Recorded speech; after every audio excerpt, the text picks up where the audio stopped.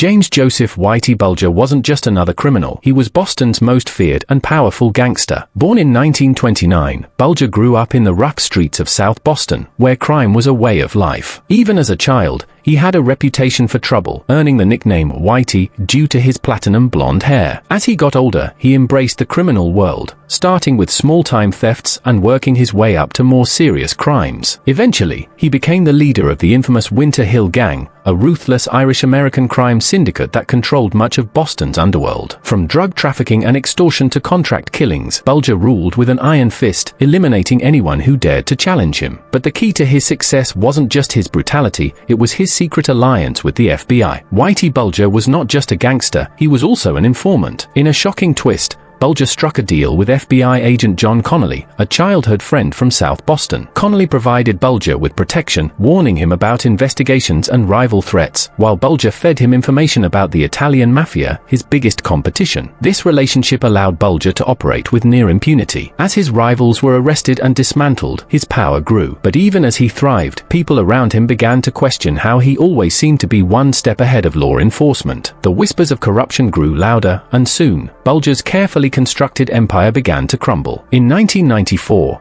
after learning that he was about to be indicted on federal charges, Bulger vanished. The FBI had finally turned against him, and he knew his time in Boston was over. For 16 years, he lived on the run, avoiding capture by assuming different identities and moving across the country. Authorities searched for him everywhere, but Bulger was always one step ahead. Sightings were reported in London, Uruguay, and even Thailand, but he remained elusive. With millions of dollars hidden away and a trusted companion by his side, his longtime girlfriend, Catherine Gregg, Bulger was able to slip through the cracks time and time again. After more than a decade of fruitless searches, the FBI changed its approach. Instead of focusing on Bulger, they targeted Gregg, launching a media campaign aimed at women who might recognize her. This strategy worked. In 2011, a tip led agents to a quiet apartment in Santa Monica, California. There, they found an elderly couple living under the names Charles and Carol Gasco. But this wasn't just any old couple. This was Whitey Bulger and Catherine Gregg. Inside their apartment, authorities discovered a stockpile of weapons and over $800,000 in cash hidden in the walls. The man who had once ruled Boston's underworld was finally in handcuffs. Bulger's trial in 2013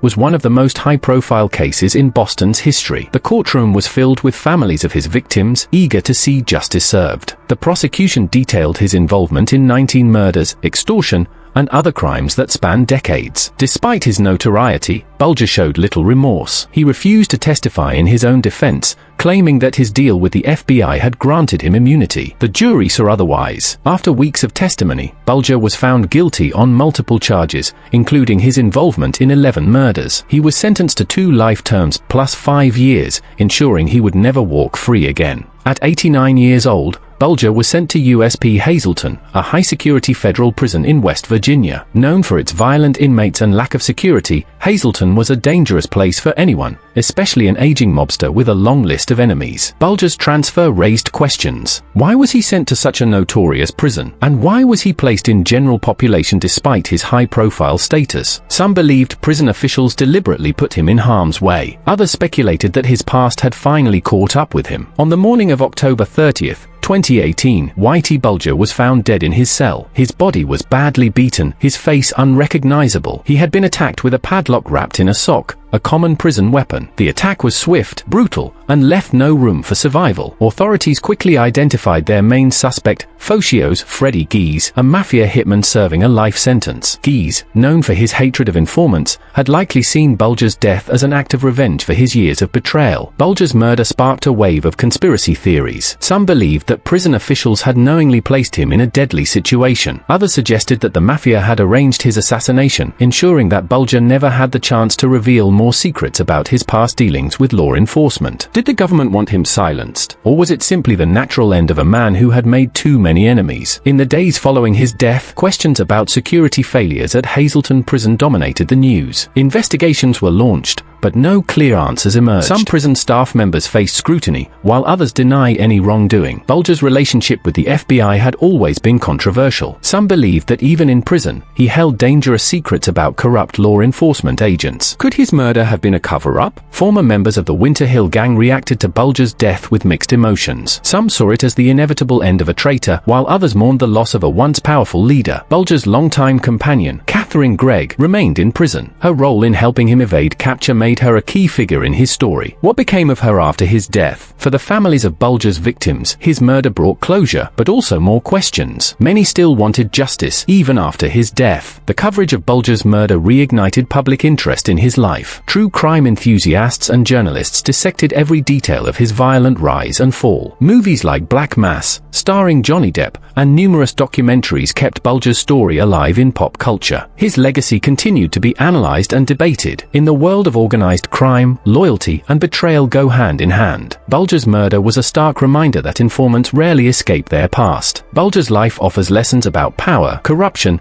and the consequences of a life of crime. Was he a mastermind or just another criminal who met his fate? Did Bulger's murder solve anything? Or did it leave more mysteries behind? What were Bulger's final moments like? Did he see his death coming? With Whitey Bulger gone, the saga of Boston's most feared gangster finally came to a close. But his story will never be forgotten.